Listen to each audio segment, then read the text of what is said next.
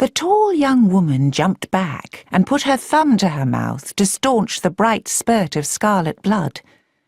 When she took her thumb away, the puncture mark was clearly visible in the reddened flesh and had begun to throb. She glared resentfully at the cause of the damage. Affixed with sticky tape to the front door of the cottage was a large, garish plastic holly wreath. The leaves were lime green and daubed with white paint and silver glitter.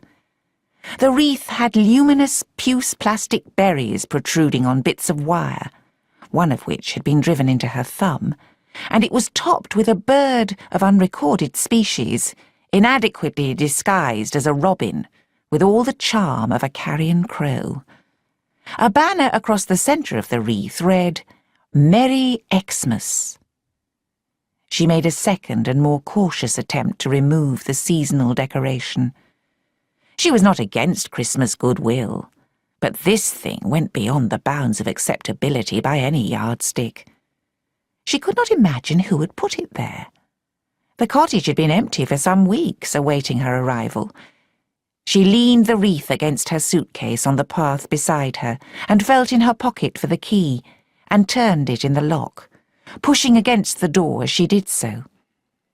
It swung inwards, and there was a soft shuffling sound as it caught against papers lying on the hall floor.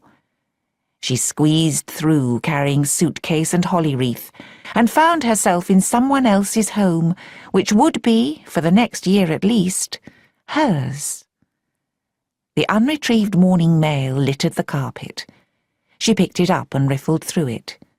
3 circulars, a free newspaper, a letter for the Russells, owners of Rose Cottage, which she would have to send on, and one large white envelope addressed to Miss Meredith Mitchell, Rose Cottage, Pook's Common near Bamford, and postmarked Oxford. "That's me," she said aloud, her voice echoing in the empty hall, and turned the envelope this way and that, wondering who knew she was expected here.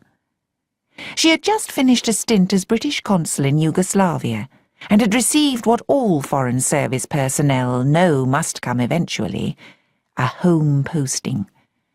It was not surprising. She had been abroad for a number of years, but it meant a new kind of life altogether. Now it would be her turn to struggle into London with other commuters every morning, and spend a desk-bound day there before fighting her way home again at night. Her turn also to find suitable accommodation which she could afford. But here she had been lucky. The Russells, to the female half of which pairing she was related, were currently in Dubai, where Peter had taken up a medical post. They were happy to let her have their home at a peppercorn rent, and, although it would mean getting up at 6 sharp every morning to get into Bamford, where there was a main line station, she could, just about, commute from here.